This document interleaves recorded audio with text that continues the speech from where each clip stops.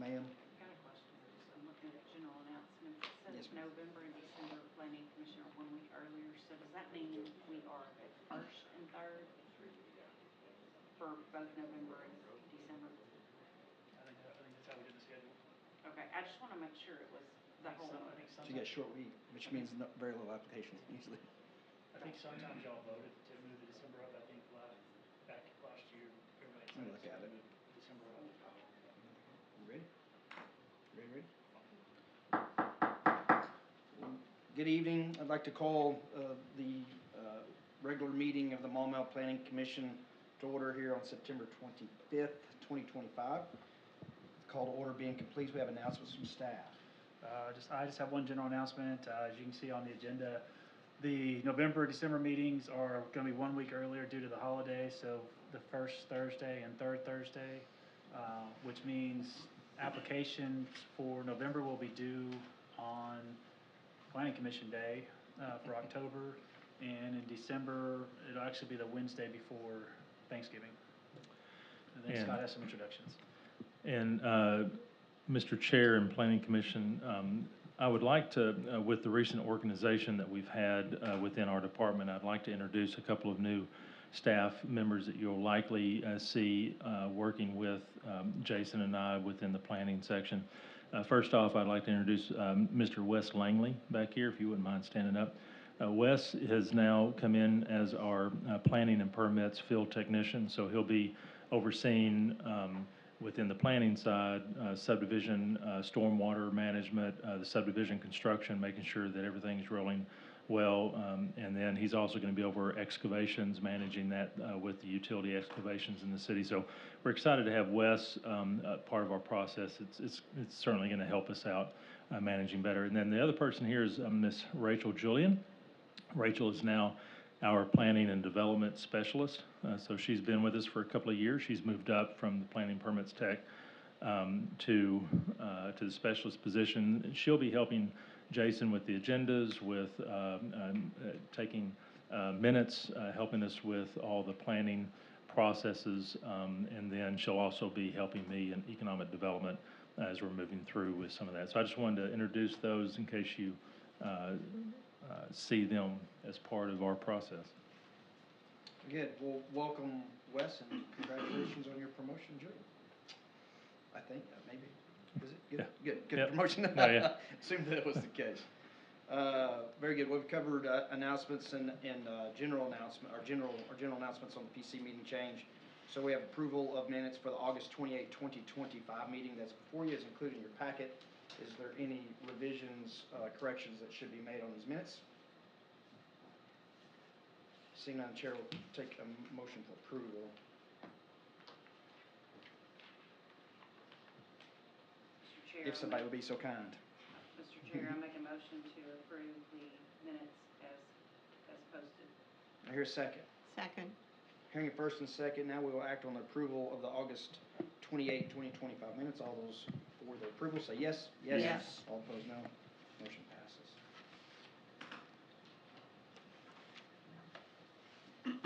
All right. So I don't believe we have any comments on not agenda items. I've looked through and reviewed them. I do have we have some, if you're, there may be just some confusion. We have two items.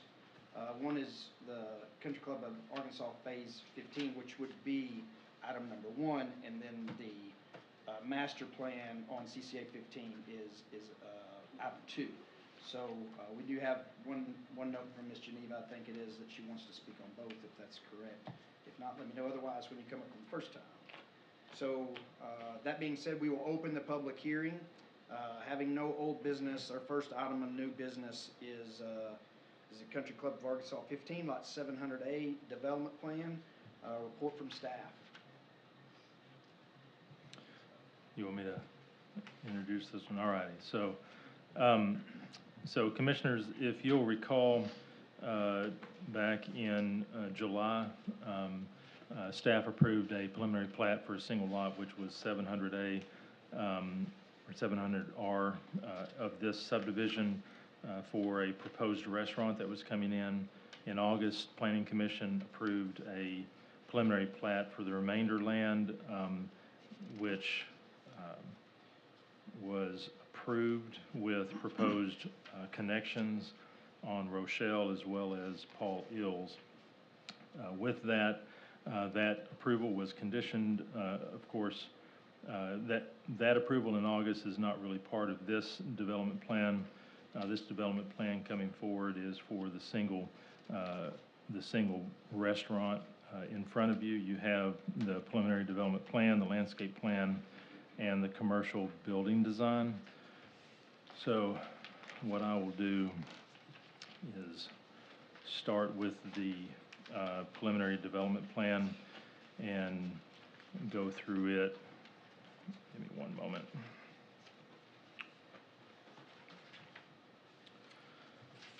All right. So this property is located at 102 Orleans Drive. I apologize. We had some minor technical issues with our reports this month due to the development type. So the parcel legal is 700A.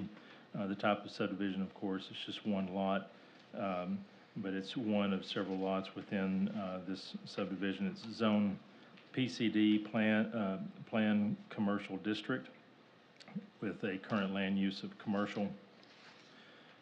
The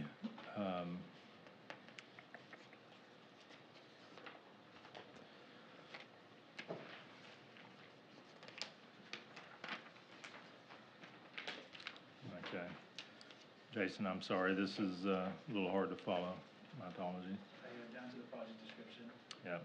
All right, so the applicant has submitted a development plan for lot 700RA, CCA Phase 15, proposing a restaurant with building frontage oriented towards Maumelle Boulevard and parking located to the rear and side of the structure. This design approach reflects contemporary boulevard frontage principles intended to improve pedestrian orientation and reduce visual impacts of parking along the corridor. Applicable code, the code, of course, as I stated, was PCD, provides flexibility and setback standards, requires strict compliance with buffer and green strip requirements of Chapter 90. Section 90-84 requires a 50-foot landscape, and it's not buffer, it's actually a 50-foot setback. And on this, I want to kind of talk a little bit about when the preliminary plat was approved back in August. I know this may be hard to believe, but staff was not aware of this section 90-84.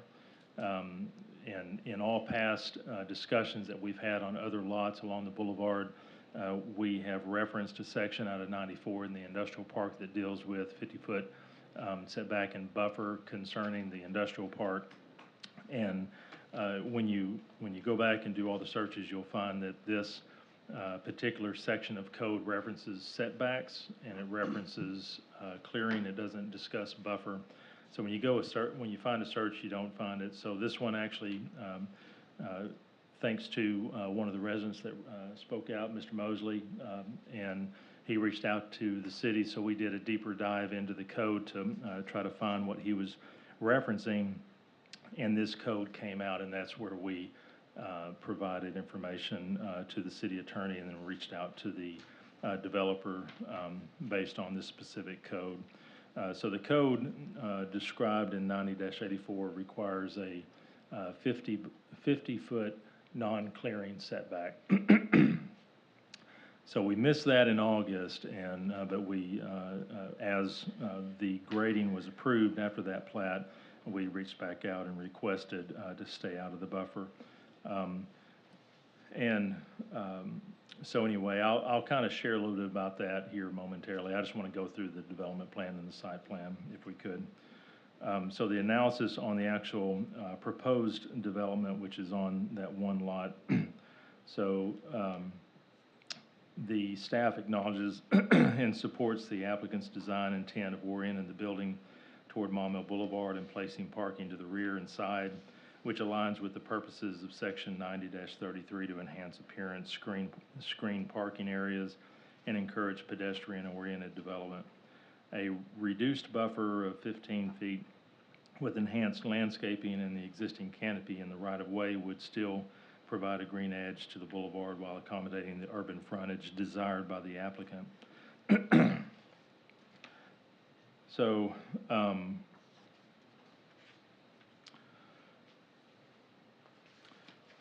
so the proposed development is a restaurant with a drive-through with frontage to the boulevard.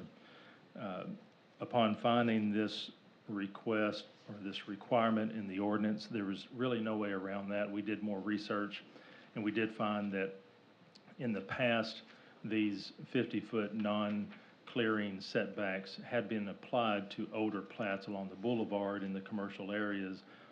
But also in doing our research, we found that all those lots had been fully cleared and had never been, those setbacks had never been maintained or kept.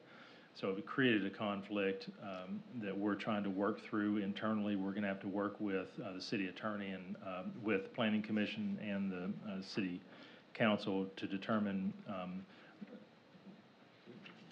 that code moving forward. But from the staff standpoint, to sustain a 50-foot non-clearing setback would reduce or almost eliminate visibility to commercial and would not make us competitive based on the patterns that we have seen in the past with commercial.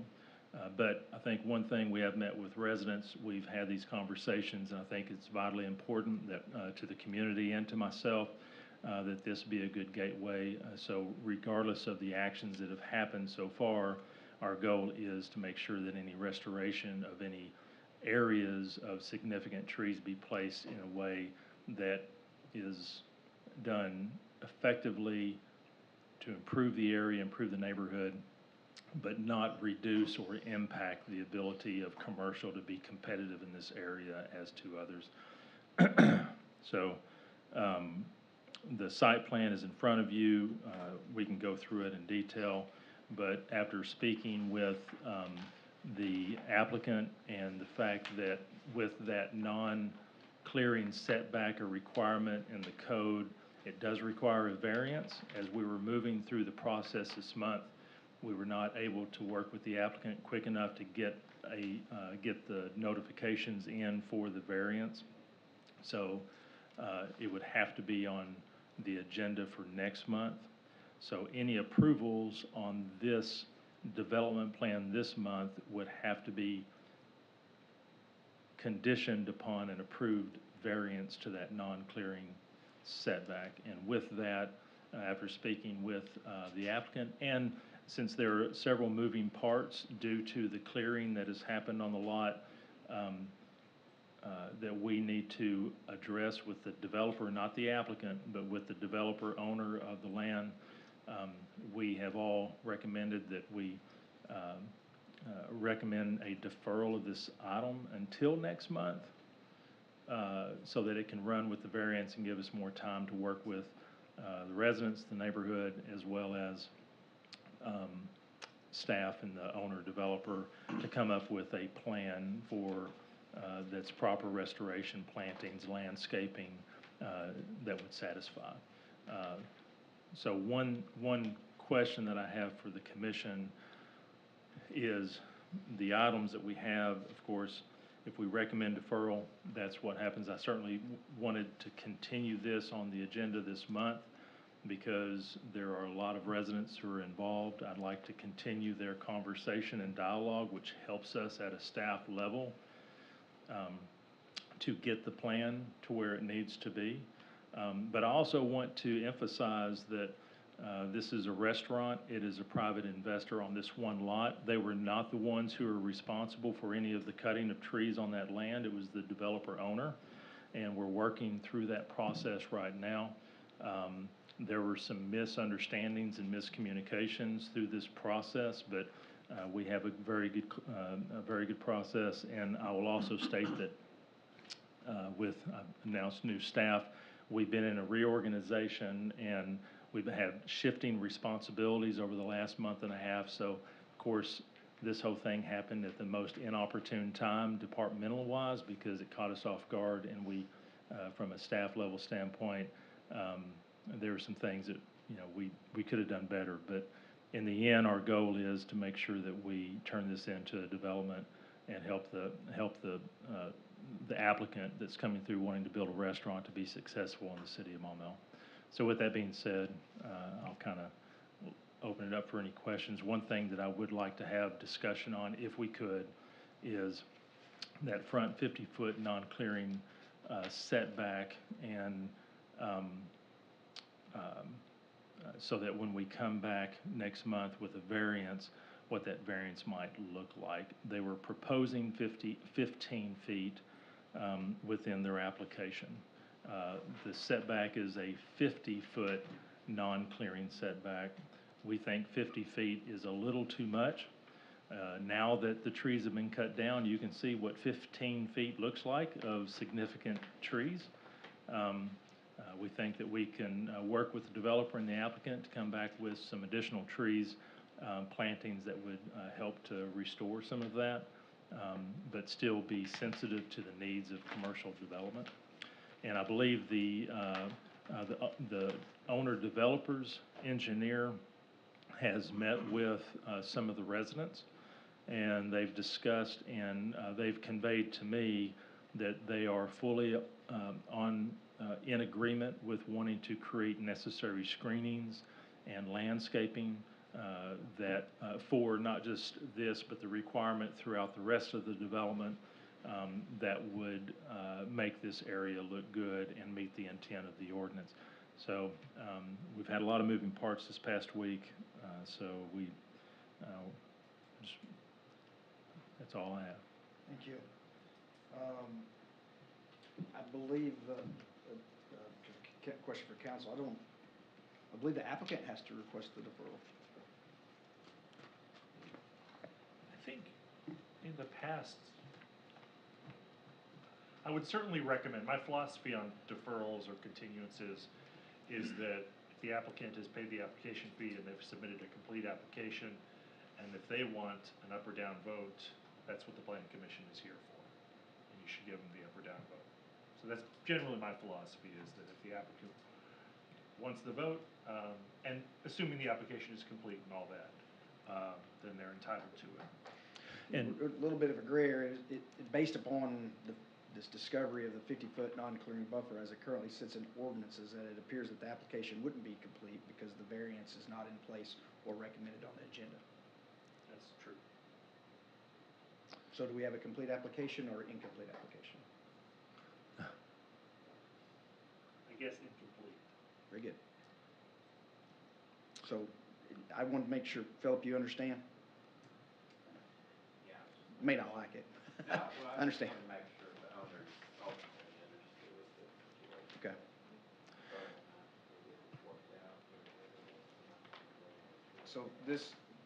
So we do have an active item. It is on the agenda.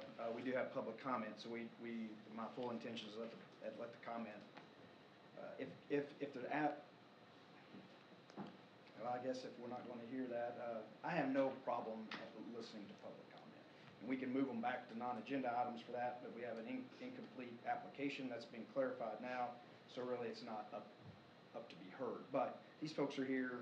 We had several very well-written letters and some research done. I have no problem giving that forum, and I feel like I'm shorting public comment by doing that. I just don't have interest in that. So if it pleases the commission, I would like to hear either from the applicant. If the applicant would like to kick things off, I'm fine with that, and then we can hear from the public. Sure,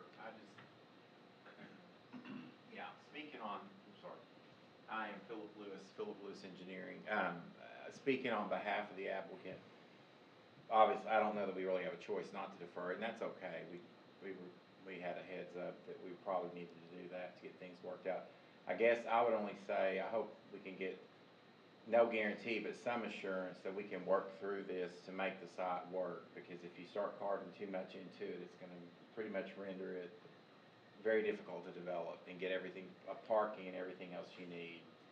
And the owner, or not, they don't own it yet, they're in the process, it's under contract to purchase the property. But also, you made it clear, I'm going to make it doubly clear, because I heard a conversation when we first got here. The people of the restaurant and their contractor who's here haven't touched the property, haven't broken a twig unless we accidentally walked on, stepped on it. So we had nothing to do with clearing the trees. So just want to make that double clear.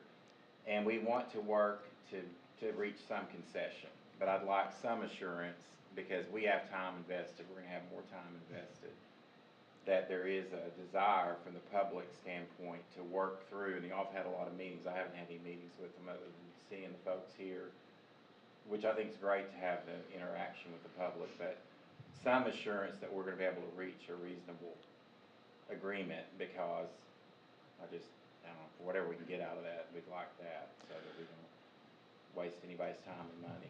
Well, and I also want to add to what Philip said, is that it was my idea to pull this through this month. Philip was one way or the other. Sure. Because in the end, having this continued conversation helps us determine what is going to be acceptable through this commission. And they did submit a complete application. Sometimes we do discover variances that are necessary through the application process through the month, and we can meet that because there are only 7-day notification periods of time. So the only issue here is that we just didn't get the notification out, so we technically cannot hear the variance. But the application was complete, in my opinion, when it first started. But with the variance required, it is not technically complete with that. So I agree, Mr. Chair. I just wanted to make that clarification. And then I would briefly piggyback on that. We did receive comments. We did address those comments. We Yes. resubmitted revised drawings based on the initial submittal. So we have been actively. But anyway, I understand. I think our owners understand. I just wanted to speak to that. Philip, you asked for about, assurance. Well, I know we can't give a guarantee. I know Okay. nothing's Yeah, guaranteed. we're not in that business, as I you know. understand. But I think that there's full intent for staff to work through this. We have Sure. challenges with the public. We want to make sure we're going to hear them tonight. And Sure. You'll hear them. I'm glad Oh, that you're here to absolutely. listen. Sure. So hopefully we can continue to work through that. Because I think both you and I know just a 50-foot non-clear buffer pretty much kills all that development. Sure. It So, won't ever happen. and it's No, I don't a good buy that. opportunity for commercial Yes, to sir. come in. If done right and done well, I think it has a good opportunity to enhance, the Absolutely. entry into Maumelle. Yes, sir.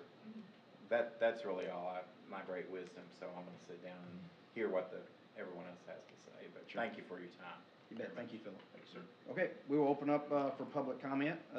If you want to defer your comments until a complete application is submitted, that is your absolute right. We're happy to do that. And you'll have the opportunity to make a comment when the complete application is. But there's been lots of folks that's taken a lot of time. We did receive a lot of comments, received some good letters as well, too, and we appreciate that. So if you want to... Mr. Chair, may I ask Sure. a question, sir? So, the subsequent lots that are there, are we going to move on variances for all of those? Not necessarily. No. No. So, so the clearing that has happened right now, we have put that on hold. The remaining trees, it's about half of the development where the trees are remaining. They have staked off the 50-foot non-clearing setback. It's not a buffer, it's just a setback. I guess it's considered a buffer, it's just not worded that way in the ordinance. And so once we have finalized the citation process of what happened on that lot, then based on the approvals that we've had so far, we're going to allow continuance of grading, but they have to remain out of that 50-foot area remaining on down. So everything else is in compliance based on past approvals and how we've done that, and that's the intent of that's how that's going to roll. Now, the remaining lots that have been graded, as well as the future lots, how I intended on moving forward with that is on a lot-by-lot basis. So whenever a development plan comes forward, then they'll have to present a variance to that 50-foot at that point in time. So they will, okay. I'm sorry, they will, but we All won't right. be acting on anything in one big fell swoop across the board that I'm aware of, unless the developer owner comes forward next month with a modification that would request that for the remaining lots, and then some sort of direction for the planning commission as it comes to the overall development plan, so that future businesses will know exactly how to comply with their landscape plan. So those are some of the moving parts that we're still trying to figure out, which is another reason for a good reason to defer this one, because we want to make sure it's done right, so. Question I have is this, the 50-foot non-clearing buffer reference out of section 90, which I'm not sure what the title of that section is. Vegetation. So we're in a landscape area of the code. Right. So is that more, should that clearing buffer be, should it be represented on the preliminary plat rather than the development plan? Oh, sure. Sure. I thought you wanted to speak. I apologize. Is that okay? Can you hear me now? Very good. Thank you.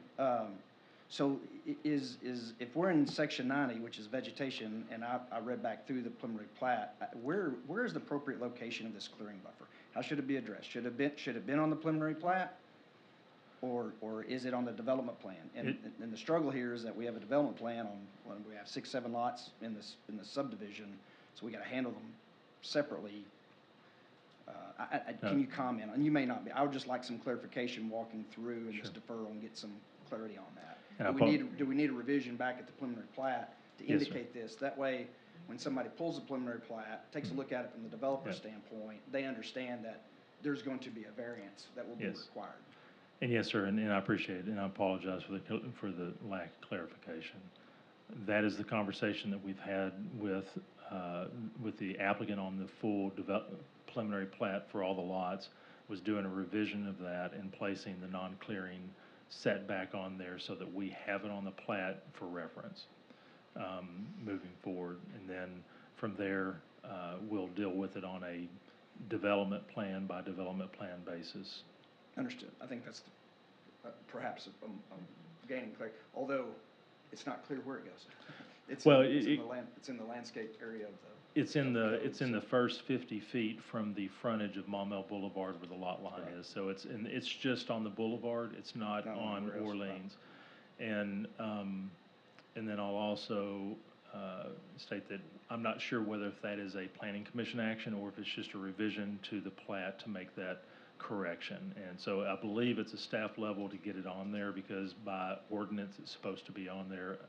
And from my understanding, now here's I think past decisions, we haven't pulled them yet, but the Hallway Engineering firm has stated that there was a past decision where the Planning Commission removed that from the plat after it had been placed on it previously. I don't know if the Planning Commission can remove that. I think it has to be a variance action, and those are things that we've got to work out with the city attorney. So those are some of the moving parts that we've got to figure out between now and then. Very good. Yeah, and I brought forth some things tonight with the city attorney, and go ahead and make this public, but there is some discrepancy. I just want some clarification on what is construction. It's very clear at the preliminary plat language is that construction should be complete. That includes plans, specifications, would be complete engineering. It has to be approved by the engineer. That's the way that I'm interpreting where the preliminary plat is. I understand that we've permitted clearing activities prior to that being complete with the approval of preliminary plat. I think that needs clarification as well too, and there appears to be a conflict with that language when you get over to the PUD section of the ordinances. And I know the PUD section is a brand new ordinance. I think this is maybe the first or second one we brought, is it not, under the new language for the preliminary meeting? And but that language, the actual that wasn't modified? That was not modified. Okay, and so that language of when you can start grading and construction in the PUD ordinance has always been there, hasn't been changed, and it's the way that we have approved all PUDs in the past, and it's the policy that I adopted when I came in, and we just continued that. I don't disagree, we had to really dig in years ago because it gets convoluted when you look between section 70 of the subdivision ordinance and then the section 94 of the PUD ordinance. It's a little confusing. So, but I'll be more than happy to have a full clarification of that, for next month. Very good, appreciate that. Mhm. Any other questions of commission before we entertain public comment? First was Mr. Steve Mosley.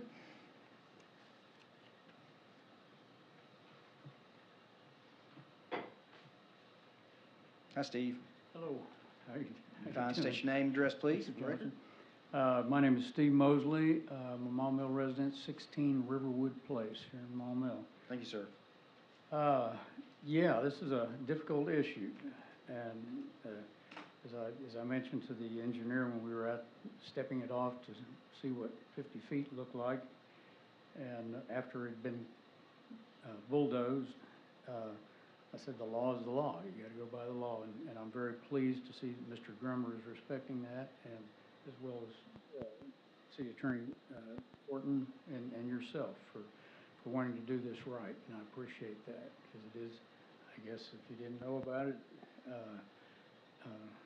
ignorance is no excuse, but for the people that cleared. But anyway, it's a difficult situation.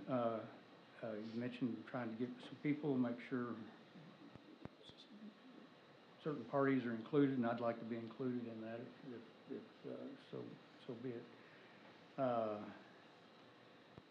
The engineer has not talked with us at this point, or not talked to me anyway, so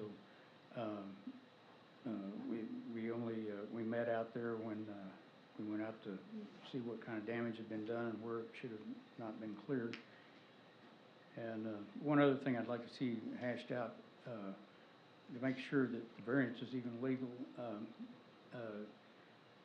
Ms. Gilbert, who's representing, I think, Turtle Creek POA, and she's an attorney, and she's done a good job of dissecting the code better than I possibly could. And she is, at this point, I think, thinking that there's not an option for a variance on that. So I'd like to see that get hashed out and make sure we get that straight before proceeding.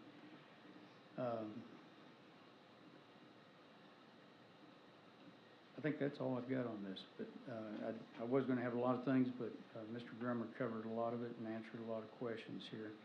And we do need to make sure that the eventual buffer is not used for building, that's actually a buffer. So, Yes, sir. thank you very much. Appreciate Thank you, it. Steve. Good to see you. Ms. Genevieve Gilbert.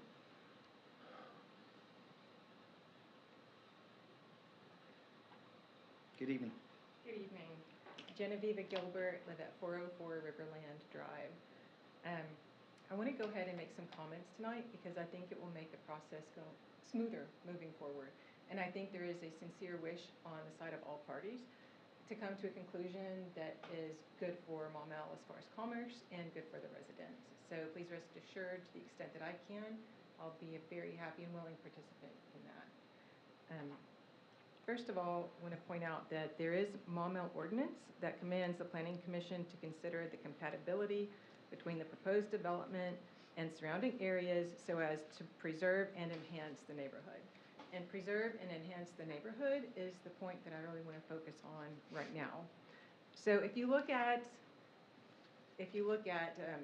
from above the neighborhood at this point, there's a lot of trees. There aren't any businesses right immediately there. Taking all of the vegetation away is not to anybody's favor, in my opinion. And going through the plan that was submitted as far as the landscaping plan, for example, some of the things that stood out to me are that the plantings of shrubs along the perimeter of the restaurant are supposed to be 2 feet tall. And I started thinking about it, and I'm wondering, what is 2 feet? So I went out and I looked, and so this is 2 feet. And the tire on my car comes to here. The hood of my car comes to about here. And the roof of my car comes to about here. So, when we have 2-foot shrubs planted around the perimeter of the business, it's not gonna give much coverage and it's not gonna shield much from the boulevard. So that's one point of my concern. Let's perhaps have some more mature shrubs planted around the perimeter and more mature trees. Something also is to landscaping, that the landscaping is to be guaranteed for 2 years. And I'm not sure what that means. Does that mean the sub who is doing the landscaping guarantees the trees and it's the work for 2 years? Or does it mean that there's not going to be any enforcement after 2 years? So I would request that once landscaping is put in, that there is some kind of enforcement mechanism to make sure that landscaping that is put in is maintained. As to any trees taken out of a buffer zone, whatever buffer zone is decided will be, then I would hope to see some trees replanted there to be able to grow to maturity. Another possibility, when I was looking at the landscaping plan, in one area it shows a retaining wall. So a thought I had is perhaps to help screening from the boulevard, there could be some type of deeper cut and a retaining wall placed on the inside to kind of keep cars lower. Just thoughts. Another thing about the plan of the restaurant is the drive-through. And it's not pleasant to talk about, but the fact is around 20% of restaurants fail in the first year. Around 50% fail in the first 5 years. And about 38% remain open over 10 years. So thinking as a city and thinking as our need for commercial base, what happens, and I hope it doesn't, and I hope that the restaurant is successful forever, like Cheers has been around.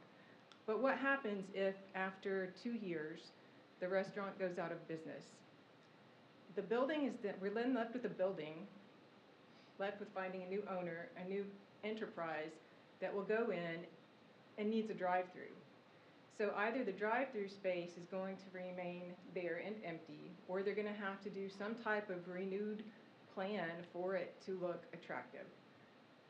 I wonder if there's any way to move the drive-through to the back.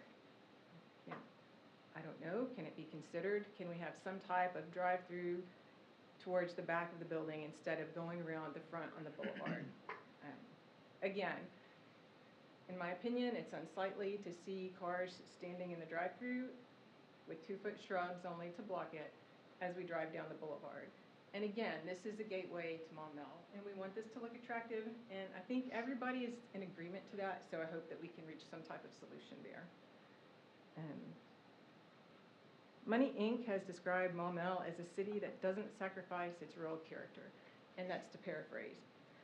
Because CCA Phase 15 is a PUD, there's more leeway to develop, more leeway in the decisions as to how it's going to look, and I hope that we can work together to find a solution that will not sacrifice what Maumelle stands for, why people have moved here. One last point as far as the design of the building, again, coming back to this language of the ordinance to preserve and enhance the neighborhood. So if you look at, for example, David's Burgers, when it went in near a residential section of town, the look of the building was more residential as well, kind of colonial, I guess, style building. And I was wondering if there's any way that the building could be changed somehow to look more homey. That's kind of the least of my concerns out of all of it, but it was just a thought when I was looking at the different buildings in town that had gone in residential areas. And we're not talking about the master street plan at this point, is that correct? That's correct, ma'am. It's the next Okay. item. Thank you. Thank you, Ms. Gold. Mr. Joel Corte, is that correct? Yes, sir.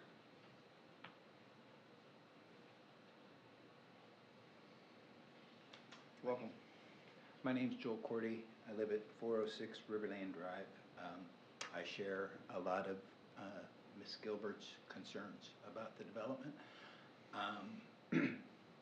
I think I'll just keep my comments brief since you've kind of tabled this development until next month. But I would point out that there is an opportunity that doesn't show on this plan. in the right-of-way, none of the existing trees that have been preserved as of today are shown on the plan. And it occurs to me that you could create a landscape design that would incorporate the native trees that you've left by incorporating some understory and not creating that Fort Apache barrier to screen the restaurant. I understand that the owner wants their restaurant to be visible, but you can create a more natural design within the context of your ordinance and still do something nice along Maumelle Boulevard. It doesn't have to be this dense barrier. Do something natural since you've been able to save some trees. The only other comment I would make is I would really think hard about reducing the 50-foot to 15. I think you'll be shocked by what that does to the character of Maumelle Boulevard. I don't think you're going to have a quaint environment as you enter into Maumelle. It's going to look pretty stark. So just think real hard about that. I would just encourage you to do that. That's really all I came to say. Everything else sounds tabled. So Thank you. If I remember correct, Mr. Grimmer, on the ordinance, tree survey is required, is it not? I believe In that so, yes, buffer. sir. Yeah, okay. Or a certain caliber, 6 inch, 8 inches, somewhere. Right, so the 50-foot, with that, will require that to be surveyed on future, like you mentioned, some of those have come down. Some of the existing trees are in the right-of-way, and some are in the private side. Very good.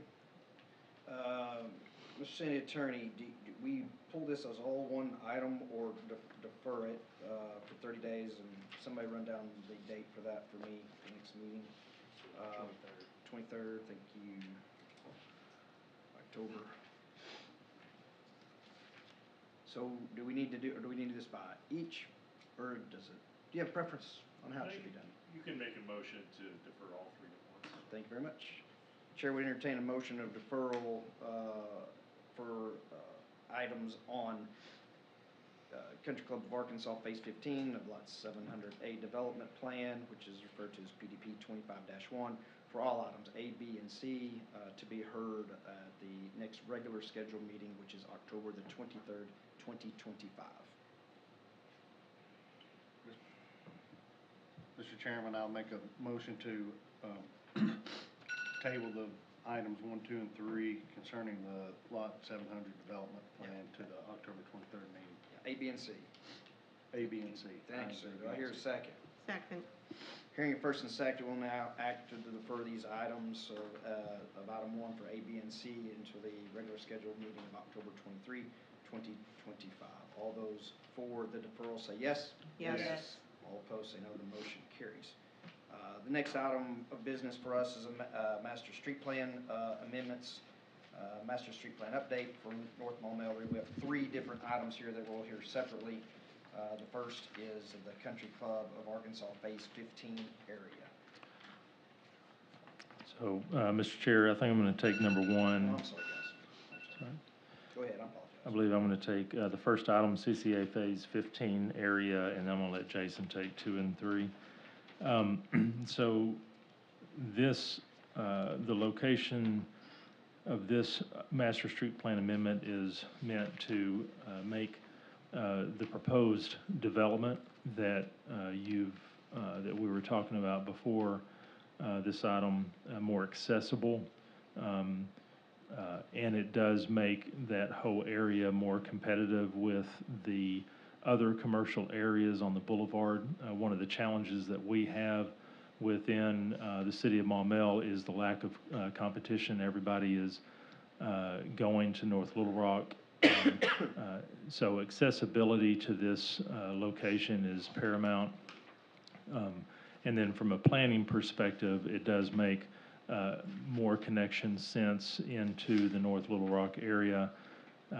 So there was previously an approval for a curb cut at Midway on this block. That location was approved in 2011 by an amendment, and it was contingent upon approval by the Highway Department. And that ordinance also stated that if the highway department did not approve that curb cut, that amendment would be null and void. What we are requesting is that existing one remain. We do show it on the master street plan, but this is actually the more preferred location now with the proposed development, and as things are developing in North Little Rock, this location would provide better connectivity on Maumelle Boulevard to provide a better and easier transition into this development for both northbound and southbound traffic. Otherwise, if it goes back to the other area, which is mid-block, there's no median connection to cut across, which means you'll have U-turns to access this for any traffic that is going southbound from Maumelle towards Interstate 430. And I think we've had some public comment on this one, and I understand concerns from the Riverland Drive. The thing that I look at also is as that parcel across from Riverland develops out as a commercial, if people are accessing that parcel, whether if there's a connection here or mid-block, if people are going southbound, they're going to want to access this property, which means you're still going to have turning motions on the Riverland location. They'll just have to make a U-turn and go northbound to access the property, which means you still have additional traffic coming to this location. So there's a lot of moving parts. What we're interested in doing is seeing what RDOT would prefer over the locations from a safety standpoint, and they're not going to approve anything that doesn't warrant it. So there are studies, or they're probably going to go back to the original study that was done back in the 80s and determine whether or not if that warrants it or not, and other things. So it's very likely that this location may not get approved one way or another, but we see it from a planning perspective to be the best location based on the existing curb cut on the boulevard, and provides us better competition when it comes to commercial development, as well as the proposed applicant that is in there today. It gives them more access to from traffic that is moving southbound in the morning to be able to access this property in the future, if it were approved and built out. Go ahead, Alice. Mr. Grummer, I've got a question. When will RDOT actually take a look at this, and will we be able to, I guess, will we be included in whatever they decide? Because I'm just curious when, I've got some real concerns about the safety aspect of that. Just in general, whether there's a traffic light, or even if there's not a traffic light, all the cars stop and turn. So I was just curious, when will RDOT look at it? So I might have suggest that the applicant's so we're bringing this forward, and when you look at the ordinance, staff recommends these amendments whenever a developer has a proposed preliminary plat, that there's not a location on the, so I believe the applicant's representative is here and they can probably speak to that. But that's going to be one of the first things that we look at. I can't tell you when, but I can tell you that we're going to seek some kind of answer from them. They're not going to tell us yes or no. And I had a conversation with a third-party engineer today, and he's worked a lot with RDOT, and he did state that RDOT typically approves curb cuts fairly easily. When it comes to traffic signalization, that's more difficult.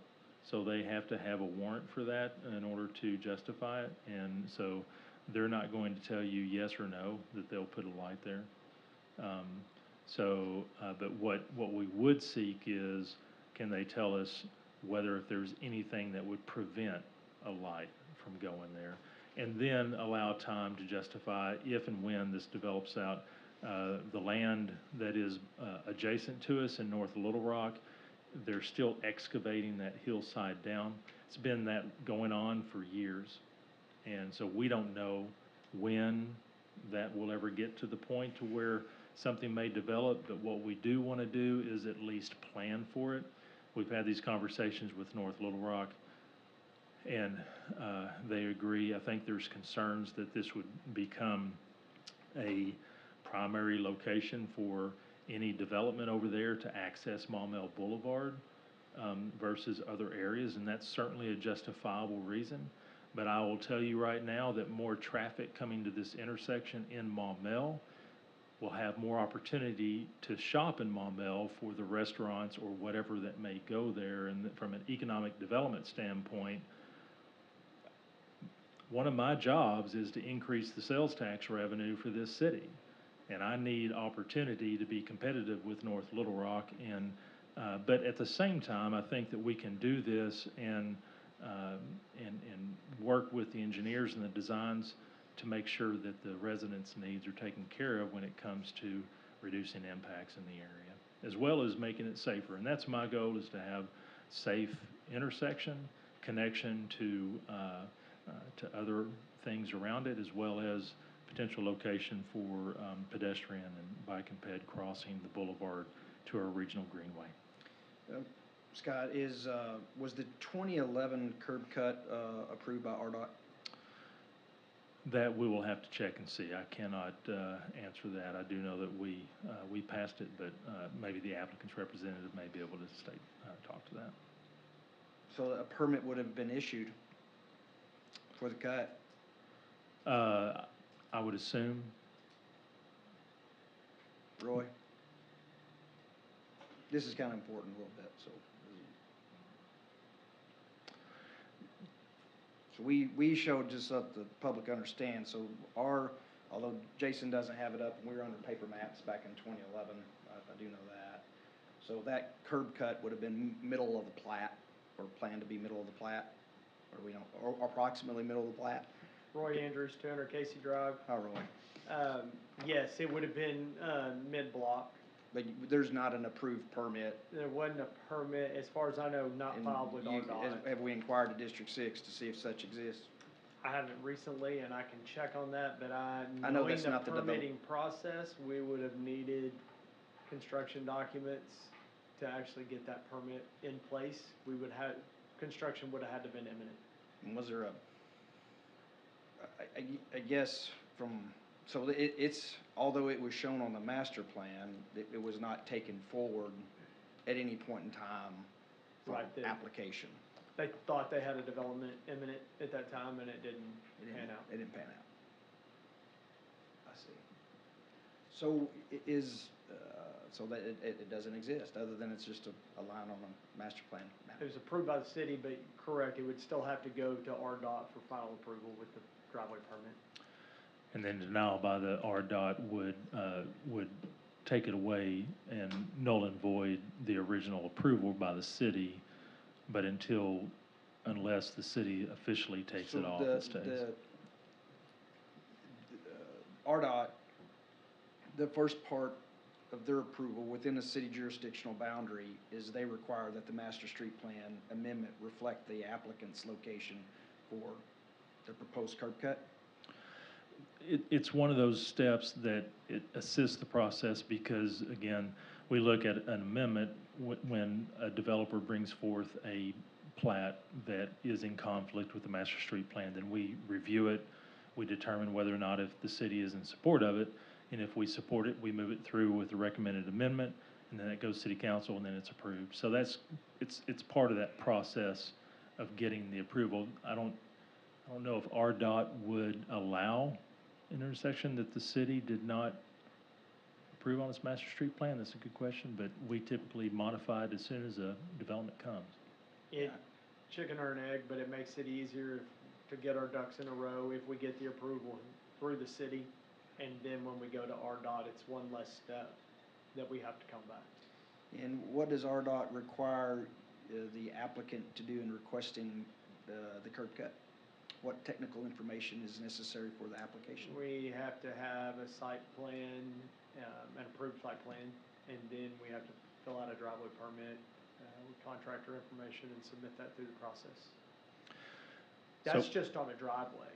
On a roadway, That's not gonna be sufficient for a warrant of signalization. no, on a roadway, we would have to do, traffic study. And that would be the process on this, is to get it on the master street plan, then we do a traffic study and meet with the highway department and go through that process.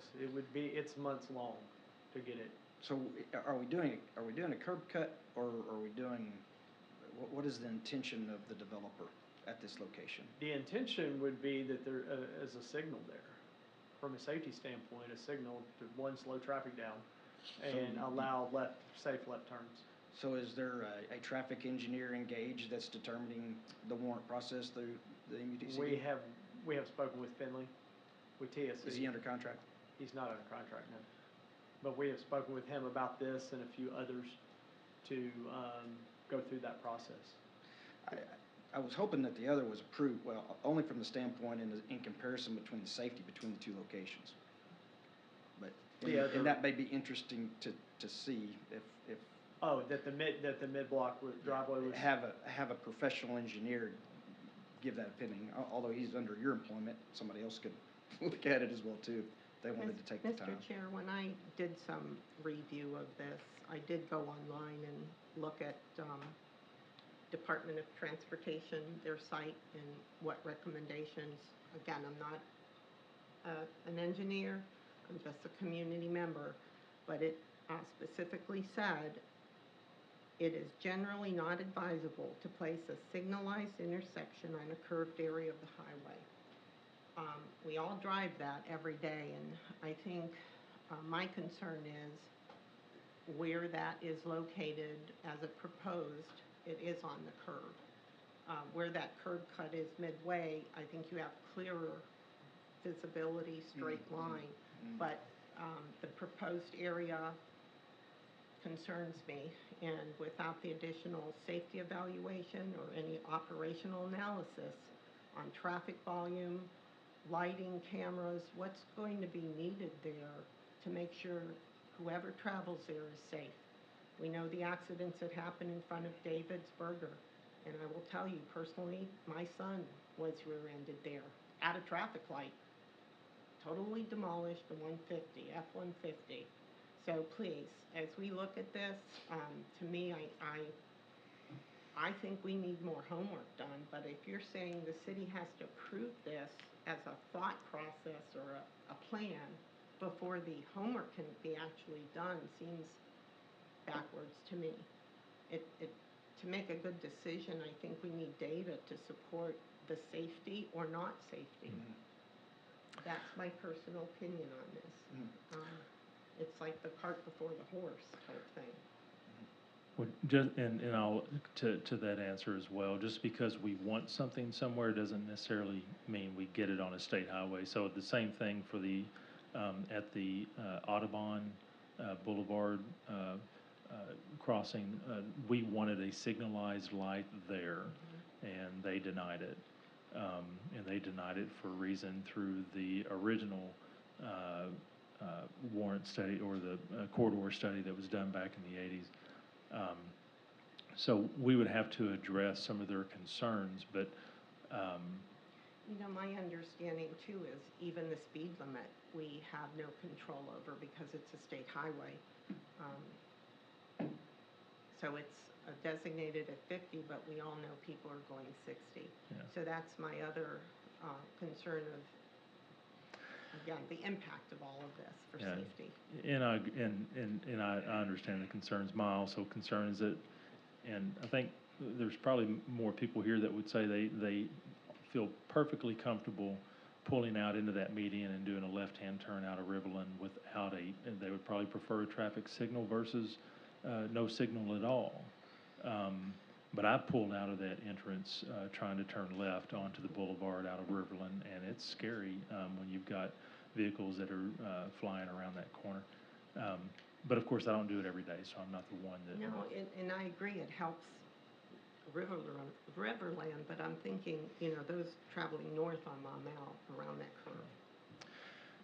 So, part of the process of, kind of back to what Philip was talking about earlier, if there's no desire for the city to have any type of curb cut or signal or access there, and then we spend the $50,000 doing all the studies and hiring the engineers, then we've wasted that when we never even had a chance. Well, that was my question, is who funds all this?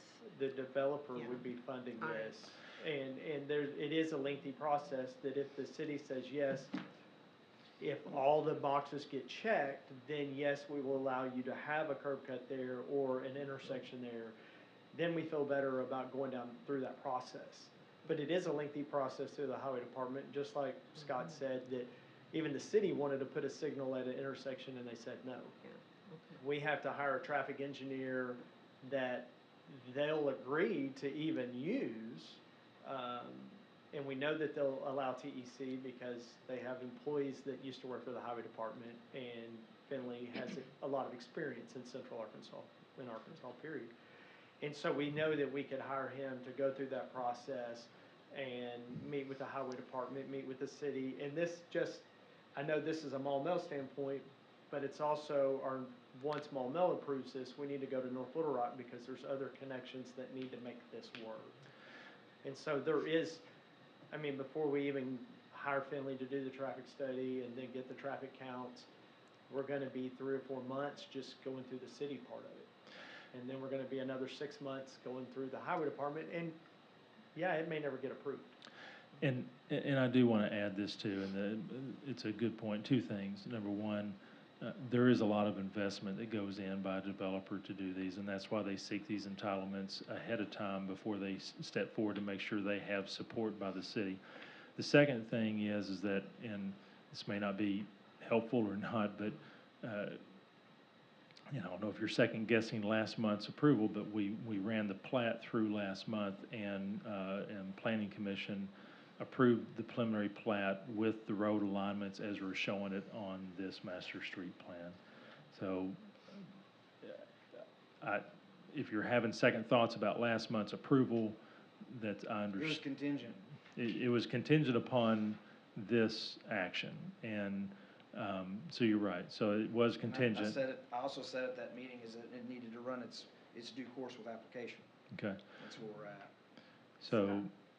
Scott, I guess my question is, so if we vote for this tonight, what I don't want to happen is to say, vote for it, and then if some things, if every box isn't checked, for us to then be stuck, and we've got to go forward and do it.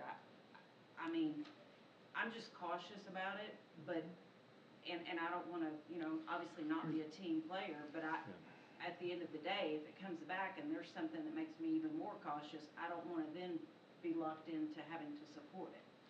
The highway department has no issue declining application if they don't think it's safe. And there are a lot of smart people. Finley's a smart guy. I forget the name of his firm now, but he's got an excellent reputation, and then that has to be approved by RDOT. So there's going to be some very, very qualified people that will conduct this study, review the study, and if it doesn't warrant, it won't happen.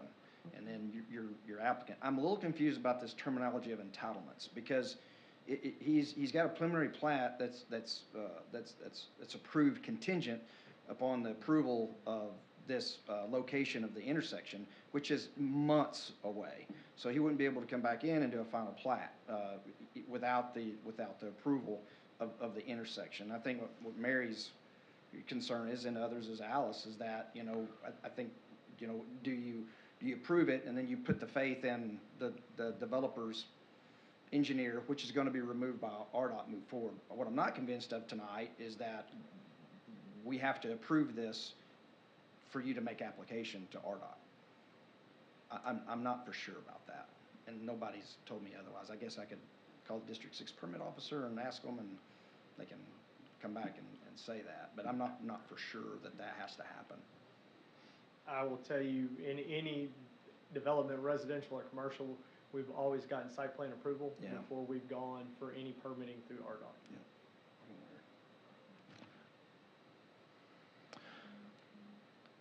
So one thing that I might also add is, once, when an entitlement through a preliminary plat is approved, and then that allows them the ability to move forward with the development of civil plans, the road plans, because they've gotten the approval for the subdivision and the road alignments. They can spend the money, the costly money for the civil plans. During that, and this has happened in the past, during the civil plan development, sometimes things can change and they have to change things. And then we look at it, if that modification is substantial enough that it requires planning commission approval, then we bring it back, and those are changes that happen here. So, so technically, you know, this is one of the things that, I think what you're, and it's a recommendation to city council, so it's a do pass recommendation. If you don't feel like it's a, that you don't support this location, for whatever reason, then it would still move forward to city council. It would just be a do not pass recommendation, and then we would provide a report to city council as to the reasons why planning commission felt like that this was not. Now, I'm not saying necessarily move this forward right now or not, but I do know that for this particular lot and for everything that's working on it, I am trying to get some action one way or another from the city to support this development or not support this development. And again, I'm going to go back to the point of I'm trying to promote economic development for the city of Maumelle, and this is the best location for connectivity to give us more competitiveness for this land adjacent to North Little Rock. So you either support or you don't, and city council will either support it or not, and then they'll have to come back with the justification in order to make it happen. So from RDOT. Well, you made a lot of good points, Scott, earlier, you know, but, I mean, like,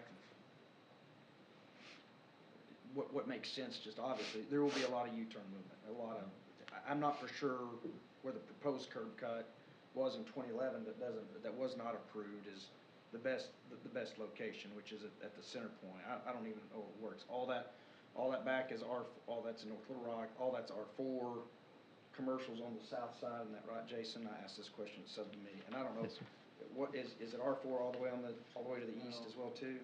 No, well, it's actually it's actually a very small sliver right off of, just south of the Orleans properties, and most of That's it is. property lines that's shown there.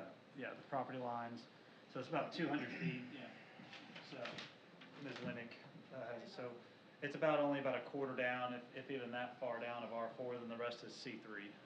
Yeah, the warrant process would have to assume that density would be impacted, and you'll have to make assumptions on the traffic study regarding the density of traffic. And RDOT has been historic in their approval process that they don't allow it until it's built. They're usually behind the ball on that. So until that intersection, even if we wanted a signal and wanted to go forward with that, until there's enough traffic there, until that's probably built out, they're probably not going to allow the signal anyway, even if there was a curb cut there.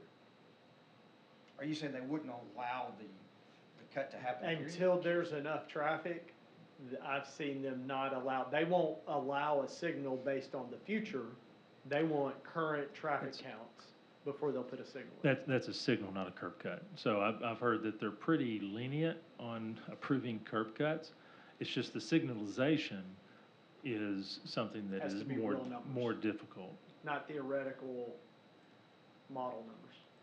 But now, and I can provide this in the city council. And the mayor sent it to me today. It was the denial of the light at Audubon, and they had different reasons. One, access on the western side of the boulevard to other signalized intersections. So, so there may be things in there that that they may say doesn't, warrant a signalized light at this location. So, then the question bears is there would be a second entrance. The second question would be mid-block, or would it be at this location?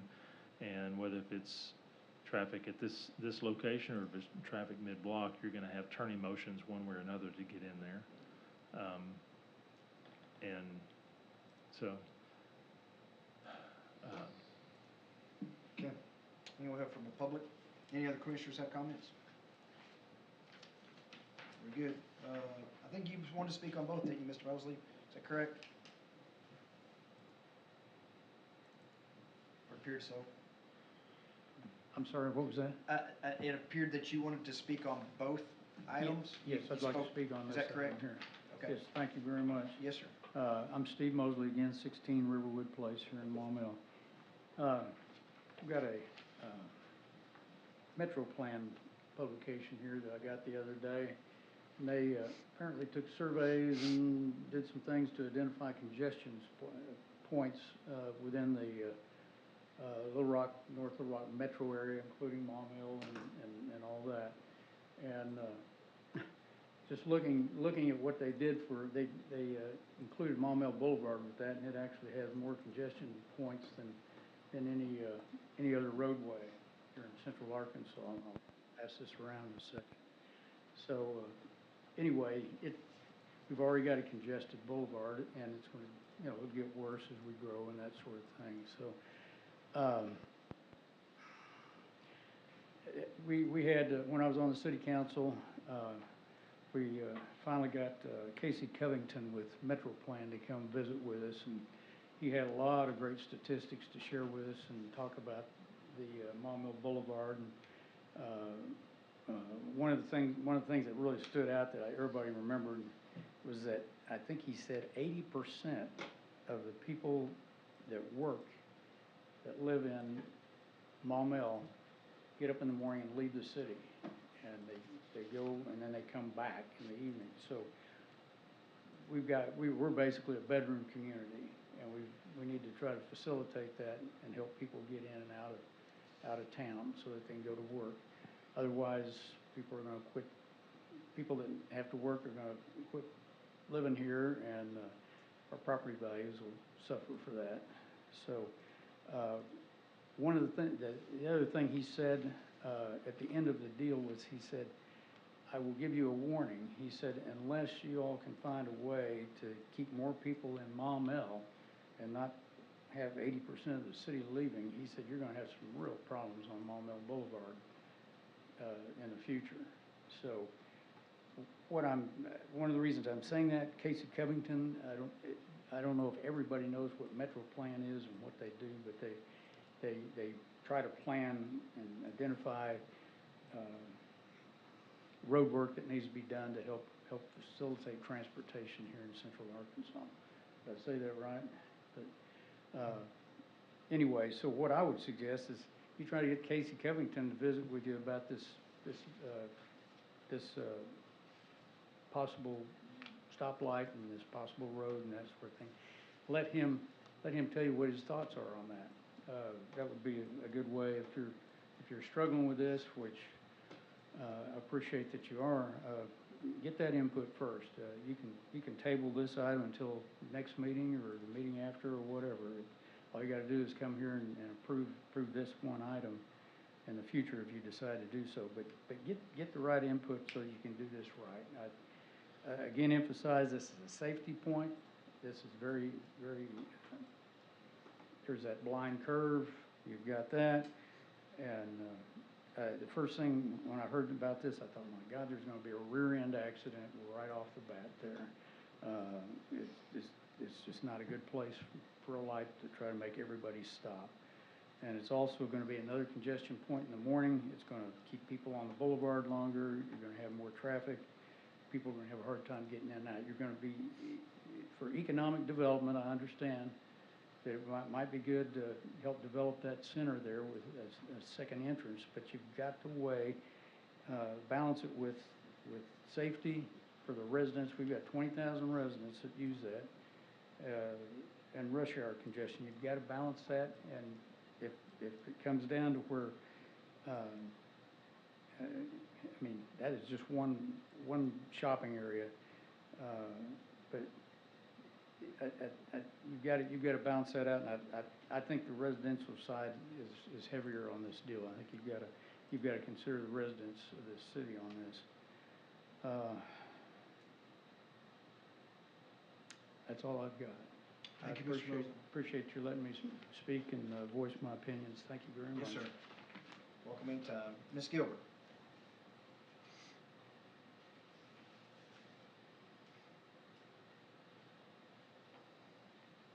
Genevieve Gilbert, 404 Riverland Drive. So,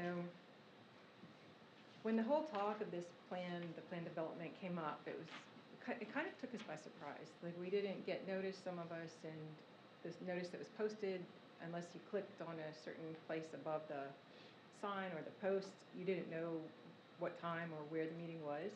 So we found out about it. We came to the last planning commission meeting, taken off guard, and wanted to hear more. So after I left, I began speaking with people like, hey, did y'all know this is going on? Or what do you think about this? And the more I talked to people, the more I realized that, people didn't know what was going on. But when I started talking about the plan, people had very strong emotions about it. And one of the things that people had the strongest emotions about was the addition of Paul Eels Drive there. I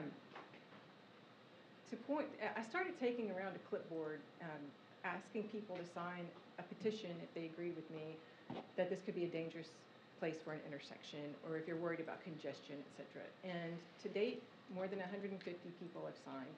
And I'm just doing this in my free time with no concern except for my community. We use that intersection all of the time, turning in and out, and I just want to see everyone be safe. So one of the things about this, so when you look at the addition, it looks very small in the plan, maybe just here. But what it doesn't show, what most people aren't aware of, is the zoning and how all of this area of North Little Rock would have access to the cut-through. And I think that intersection has potential to be extremely busy. So I think the placement in the curve, along with the very potentially high traffic, along with the speed limits, as people have noted, makes it a place that's not safe for an intersection. Also, it's not just that there's going to be a restaurant here. The rest of this will develop as well. And there has been some kind of talk in the wind about maybe a larger chain locating on one of the lots that could potentially also draw a lot more people in. Just generally, there's going to be a lot of traffic in the area. It's not just the possibility that the North Little Rock traffic can flow down. It's Maumelle's hope that it does, and I understand that from a commercial standpoint. But again, I'm thinking about the safety of my HOA members and other people in the community. I don't know if it's possible to keep something here with Rochelle, like to have a back access, but have it come down further, come out in North Little Rock. Maybe that could be a solution to solve all the problems. Again, I don't know anything about street planning. I'm just trying to think of a way that everyone can have what they're looking for and it still be safe and be fair to the people who live in these neighborhoods who already have a lot of noise and activity from the boulevard. Something about the bicycle and pedestrian crossing, like when Mr. Grummer told me about it, I was thrilled because we bike and we run, and I thought this could be really fantastic. But even if RDOT approves a light there and it being a crossing, that doesn't necessarily mean it's safe. Broadway in Little Rock is another example of an RDOT, I believe, street, and they have pedestrian crossings there. I bike to work sometimes and go across there. It's a very dangerous street with much lower speed limits. Just maybe a year or two ago, a pedestrian was hit with such force that she was thrown 30 feet through the air. It was terrible, and I don't think we should entertain the thought of having something like that with the possibility of an accident like that occurring, which I think could happen here. Another thing, on the Riverland side of the boulevard, there's already a bike path that runs along with the boulevard. That bike path crosses Riverland, And I can't tell you how many times when you try to turn, like if you're coming from downtown Maumelle back home, try to turn right into Riverland, someone with a bike crosses, going parallel, going the same direction as you, or from the opposite direction. It's very hard to see them. And you start to turn and they can pop out in front of you, and there have been several close calls with that as well. And that's another thing with the intersection here, it wouldn't only be going straight across the boulevard, but traffic could always turn right on red, and you have to pay such close attention not to hit bikers or pedestrians in that case. Also, I think talking about the preservation of our neighborhood, like having an intersection that could be a very, very busy intersection is going to touch the character of our neighborhood. And again, I hope that there's a way that they can make Rochelle maybe go further down and exit into North Little Rock. Thank you. Thank you. Mr. Chair, can I just ask one question? How long has this property been designated as commercial? It was rezoned, 2011. thank you, So what was it prior to that? PRD. PRD. If you remember, Commission, about a little over a year ago, there was all the original lots had never been replatted, so you had, I think it was 30 One big lot. residential lots, and then the commission approved a preliminary plat and actually got filed that abandoned all the easements, and it became one big lot, the 700R, and now it's being replatted into 700AR, B, C, D, E, F. You know, it's tough, we get on with business here and vote, but, you know, for me, I guess just personally, it's like, you know, I am an engineer, licensed engineer, not a traffic engineer, and there's a lot of smart people that's gonna touch it, and I've got to believe that it will be vetted out correctly in the interest of these items that have been brought before us by the public, that if it's not safe, it won't be approved. I've got to believe in that, rather for us to usurp that, it's your election, it's your vote, but for us to usurp that process and just say, well, it's just not safe, I don't know that, I'm definitely not qualified to say that, and I'm not trying to take any away from our public comment that's here, you know, they have an opinion and they're right for that, but is it the right place for an intersection will be vetted out, and it will be determined whether it's right or it's wrong through the process, but I don't know that I can say that it's completely unsafe. I'd say there's going to be a lot of unsafe movement if it's not there, based upon if the development does go through, or more lots are built. I can see that as well. You know, be a traffic engineer to understand that. So that's all. You just need a motion. Is there any other questions? No, not a question, Chair. Yes, Chairman. ma'am. But Hi, I Ms. do Rose. have, How are you? but I do have a comment. So Yes. on my way home from work today, I was paying attention to the traffic lights that are down the boulevard. And one thing that I did notice is that when you, for the intersections, most of the intersections going down the boulevard that has residential and commercial within the same area do have traffic lights. So to get everybody who's in that in and out. However, we know that side of the boulevard, was it north? No, south side of the boulevard has the most traffic. I would think that we would like to put those precautions in place, and to also go with the same pattern of traffic lights that has been, I'm assuming, set as of to date. Those are my comments. Very good. See no other further comment from commissioners, as the chair would entertain a motion that if there is desire for, I've not heard that we wanted to defer this per se, it was a vote up or down, or the applicant is not indicated.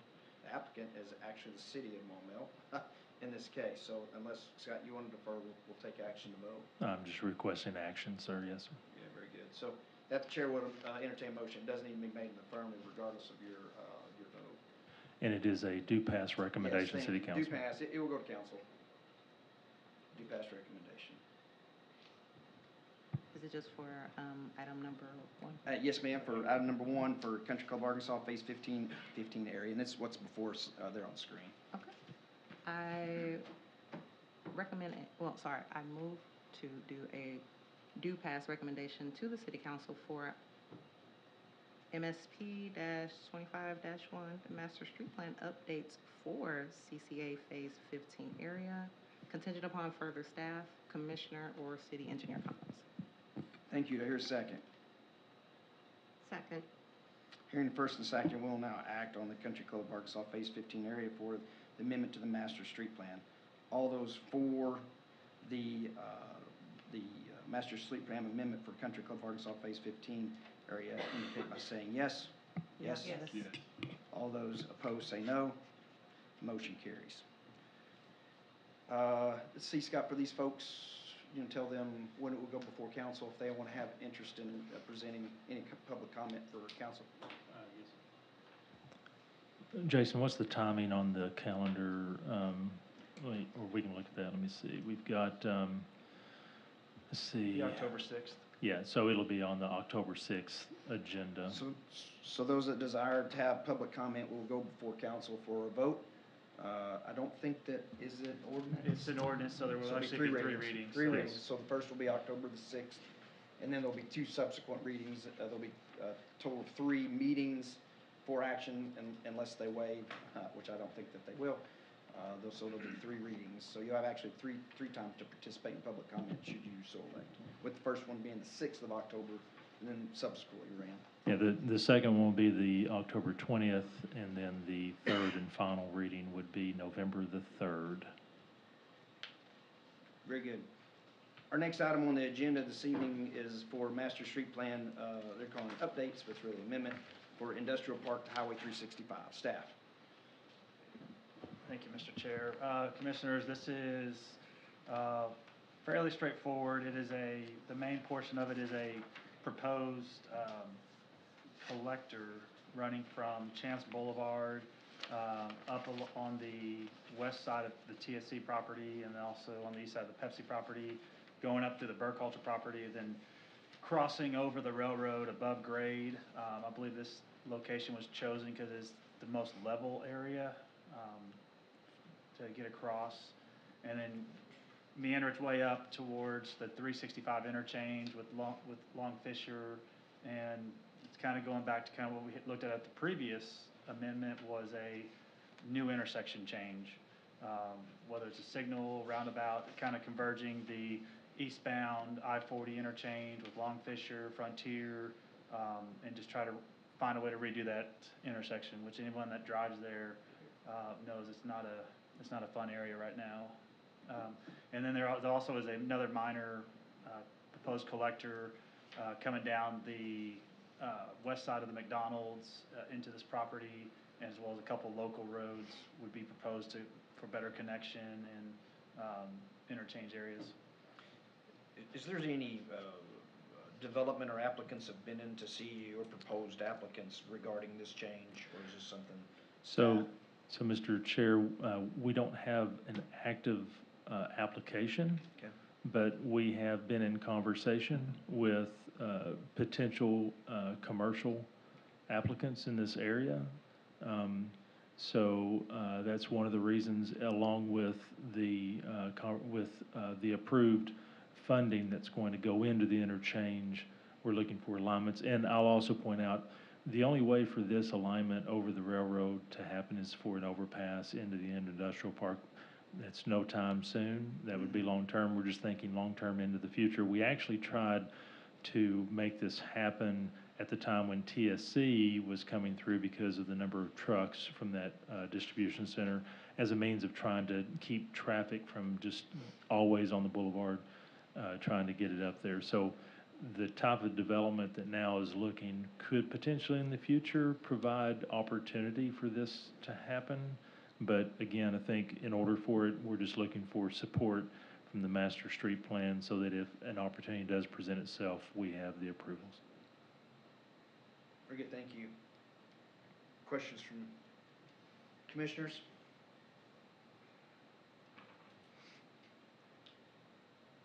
Seeing none, Chair would entertain a motion of due pass recommendation to City Council on the Industrial Park to Highway 365. Mr. Chair, make a recommendation of a due pass to City Council for MSK 25-1 Master Street Plan Update. It's number 2, Industrial Park to Highway 65, contingent on meeting all staff, planning commissioner, and public comments. Thank you. Here's second. Second. Hearing first and second, we'll now act on the master street plan amendment for the industrial park to Highway 365. All those in favor signify by saying yes. Yes. Yes. All those opposed, no. Motion carries. The last one on the master street plan amendment is the North Maumelle area. Staff? So this area is, where the previous one was south of 365, this one is on the north side of 365. So it comes out of that proposed new connection and reworking of the I-40 eastbound interchange. The main portion of this is a proposed collector that would be essentially a frontage road along I-40, eventually coming in and hooking up with Ingram, which is already a road that follows the interstate, and that's the big issue, of course. I think, believe, Mr. Chair, you brought it up in the subcommittee, is a large portion of this amendment would be in the county. And obviously with Act 304, that raises questions. We would have no authority outside the city on any plats that came in to Pulaski County on it. But this would just be for more long-range planning, with the thinking that the city more than likely at some point would have some annexations in this area, and at that point be able to develop these road connections, and then as well as having some future local road connections running from Frontier over to Tanning, and as well as the previously preliminary plat approved Colson Point. That's all. Thank you. Commissioners have questions?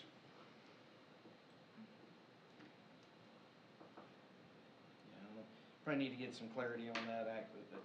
Can we even show that? I don't know. I'm trying to pin that down. Yeah, just like, let's just, that's my only question here for the city attorney, is that should we not, or should we show, or should we not show something we have no jurisdiction over? It seems a little, I don't know the right word, silly. I'm not thinking of another thing. We can't. But I agree with the planning aspect, but we have no jurisdiction of it, so. Well, Mr. Chair, I believe the main argument that was used on that Act 304 was at the time when cities did have jurisdiction with, as far as subdivision, 5 acres, 5 miles. then this type could be used as a club, I guess, to force their way to get the right of way. I think in this instance, we show it as our long-term planning, but again, if anyone platted out while they're still in the county, we would not have the authority. So it's just long-range planning on our part. And I'll also add that we have a great working relationship with the county. And a lot of times the county will actually look to our plans whenever they're making decisions on their side based on anticipation of future actions that could be annexation and other things. So the regional greenway actually goes along this location.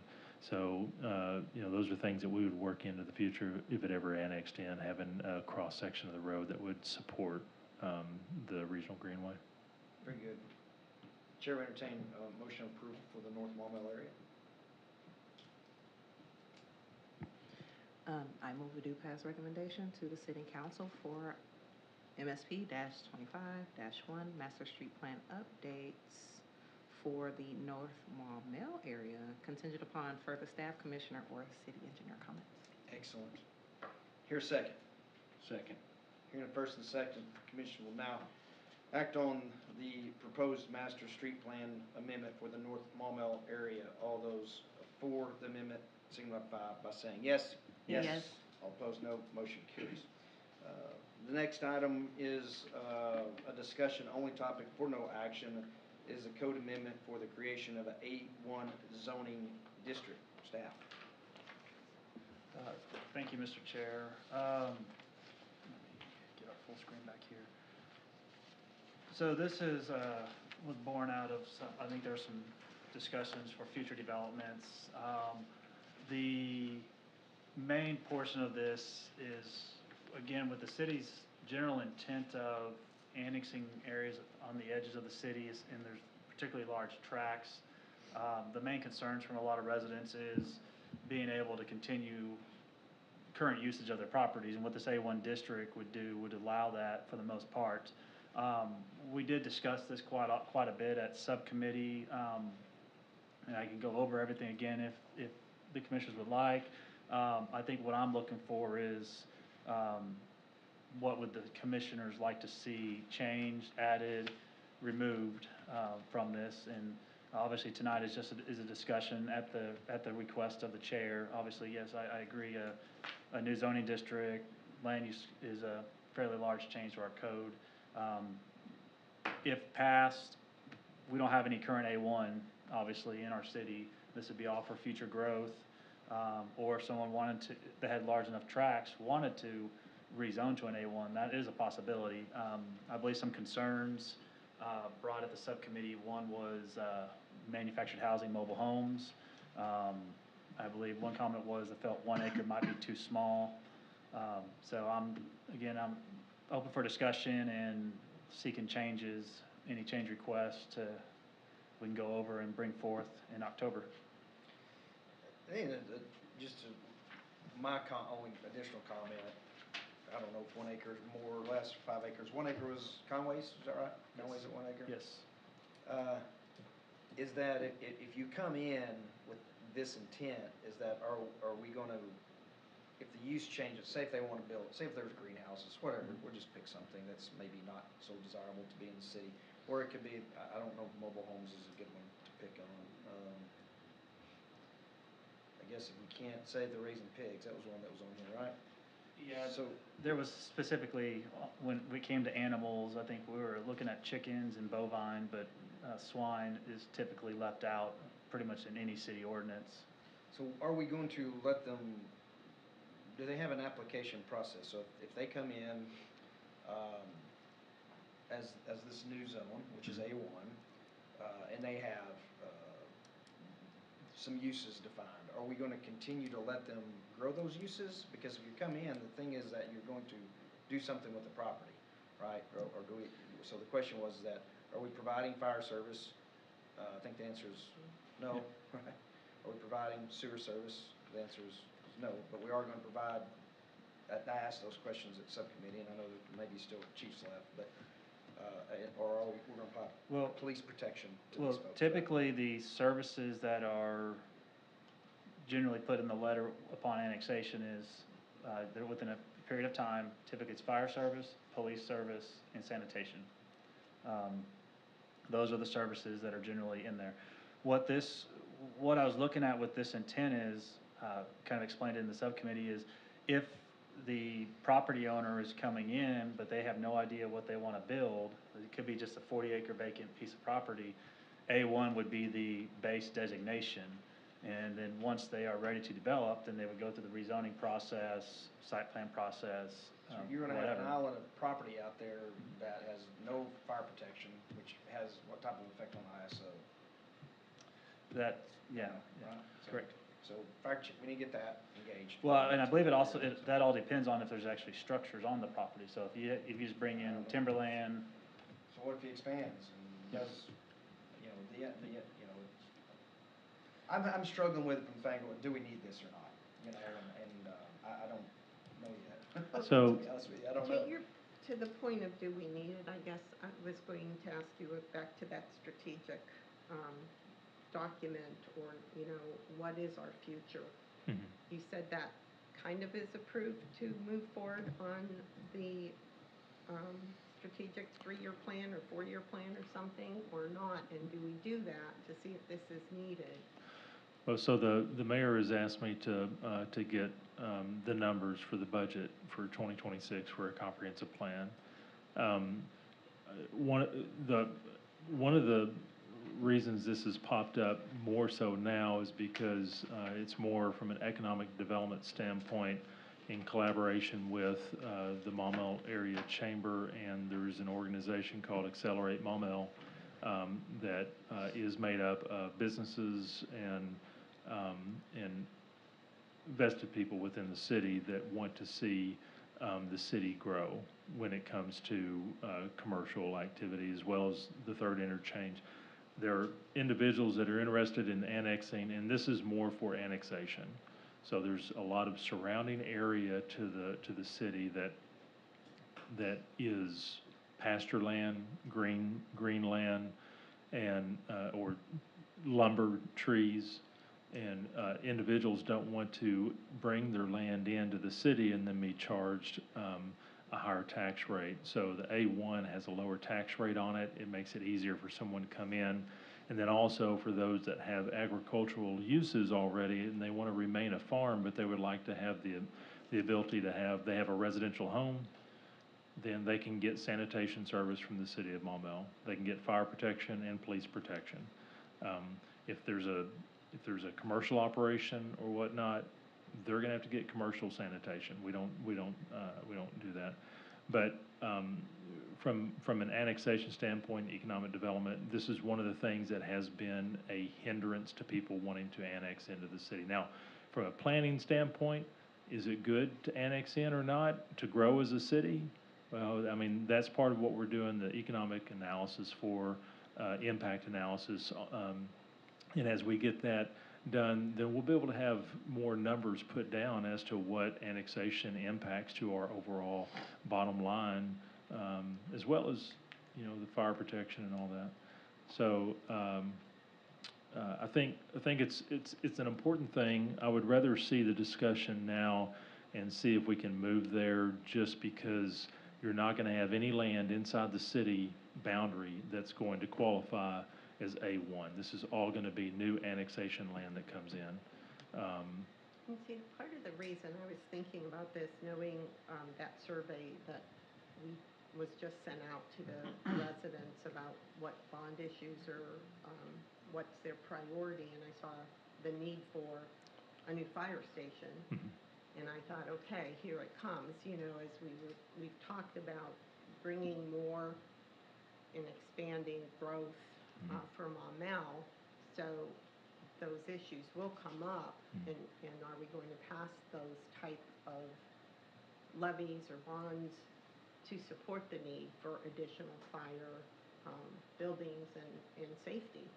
So that's where I go all the way. You know, are we ready for all of this? Are we going to have to wait for bond issues to be approved? I don't know, that's where I go right away, is to think, I get it, you're trying to set this, you know, the foundation. I get that, but will we be ready when you set that foundation and do the rest of the build on here? That's what a good planner's for. All right. And a good planning commission to plan for the future of the city. And that's what we're trying to do, and with the bond issue, because those things take time. Yeah. And so you've got to start the domino effect now. The new fire station is gonna be at the third interchange area, because that area, once it starts to really grow by the interchange, there's gonna be a need for it. Once we get on the other side of the interchange, we're gonna have to have it. So we have to have, that's one of the priorities, and I think everybody sees that. So. And these aren't little parcels of land that are in islands. It says adjacent to the city, so they. It's gotta be Truly? contiguous anyway. Okay. By state law. Okay. Can't have someone out there 10 miles saying, I want to be part of Maumelle. Yeah. Yeah, don't want that way. So we've got the recording on the specific things that you want. We'll make sure by subcommittee that we have any questions that you have for next month. Somehow it's like for services, and say it's really convenient for him to extend fire, sewer, whichever the case is, and then he's got a bunch of greenhouses or whatever, he's a grower, and then all of a sudden he's got a lot of city services, and he has no intention on, you know, he's scabbing on because there's a benefit to his business, whatever that it is. And I think our charge here is not to do that. Our charge here is to be a developer. And, you know, I don't know, I think we have to be cautious about you bringing someone in and then they have 5, I'm just picking on greenhouses, it could be something else. You know, you have 5 greenhouses and then he has 15 or 20 and all with public services and public sewer, and he don't have any intention on coming in or doing anything. So, you know, I think we have to think about, do we want to restrict? So if you come in, that's great, you're a planner, you want something to happen, you can't go out and continue to expand.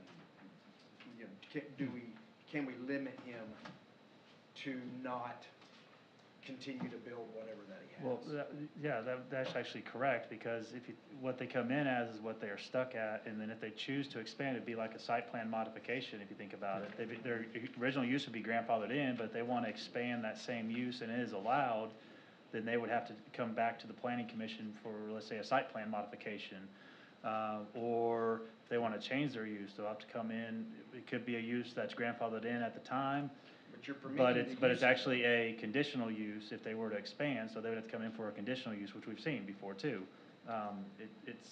If the uses change, then they would have to come to the planning commission, or if they wanted to expand above a certain amount, then they would have to come to the planning commission, or at least at a base level would be a staff level You're review. making all this assumption, where's that showing here?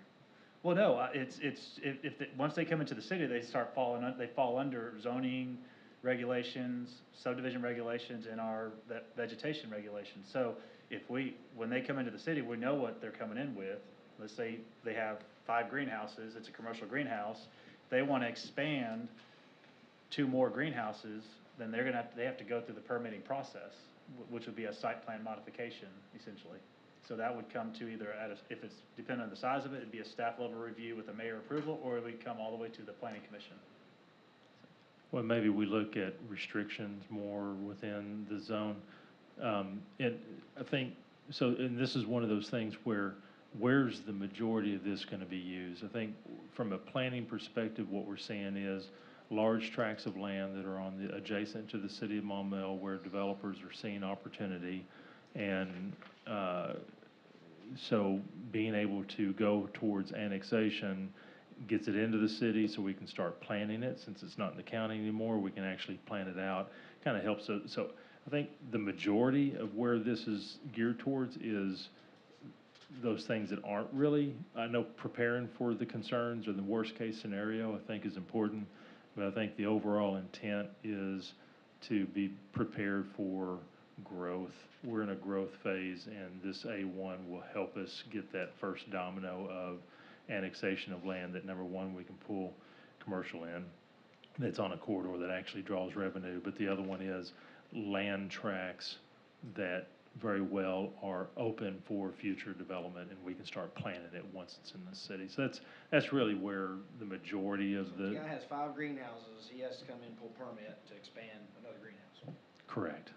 And you'd say, no, you can't have any more greenhouses. I would look at it and say, does your neighbor have an issue with it? Right, yeah, he gets a greenhouse. Right. Everybody likes to buy flowers, so yeah, That's build right, another greenhouse. That's right.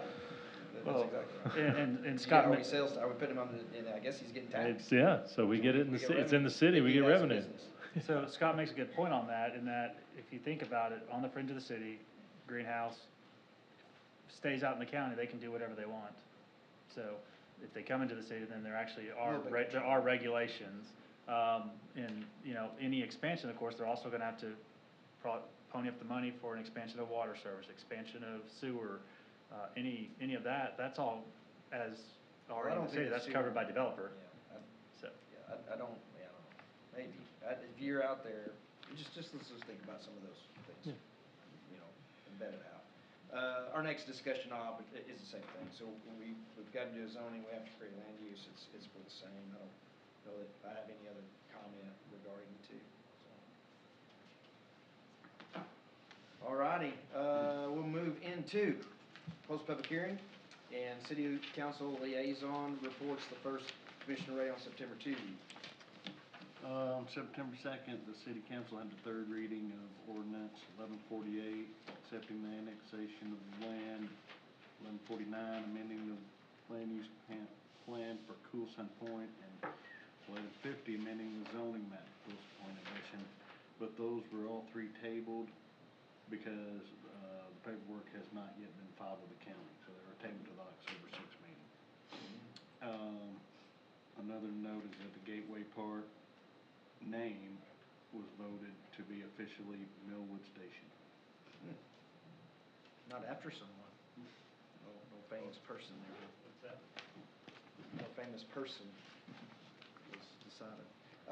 Commissioner Jones had September 15th. He was not here to give his report. He sent it in the email. Well, He did give a summary, didn't he? Yeah. Yeah, I'm sorry. so the main thing on that was the conditional use for the daycare Oh, yeah. in the C3 zoning over at 102 Country Club Parkway, and that was passed unanimously. And the other was tabled, the zoning, the Colson Point. Yeah, the Colson So Point still is tabled because they still, County's still waiting. well, no, there's some negotiations going on. Roy, tell me to shut up if I have to. But they're apparently getting closer to working out everything, and then they'll officially file their petition with the county and then move forward. I think right now the mayor had it tabled until October 6th. We'll just see how it goes. It may get tabled one more meeting potentially, but. Connectivity, I hope, would be good. Yeah, but I believe the applicant is hopefully ready to move forward pretty soon on it. And the owner of the land did reach out and say that things are moving forward. So this is just one of those where there's a lot of moving parts, and we appreciate the support on that. Very good. Next month, October 6th, Commissioner Folk, and 20th is Ms. Winnick. Any other business before us? If not, Chair would entertain a motion to adjourn. Mr. Chair, I'll make a motion to adjourn. Do I hear a second? Second. Hearing first and second, we'll now vote on adjournment. All those in favor say yes. Yes. All those opposed, no. We stand adjourned.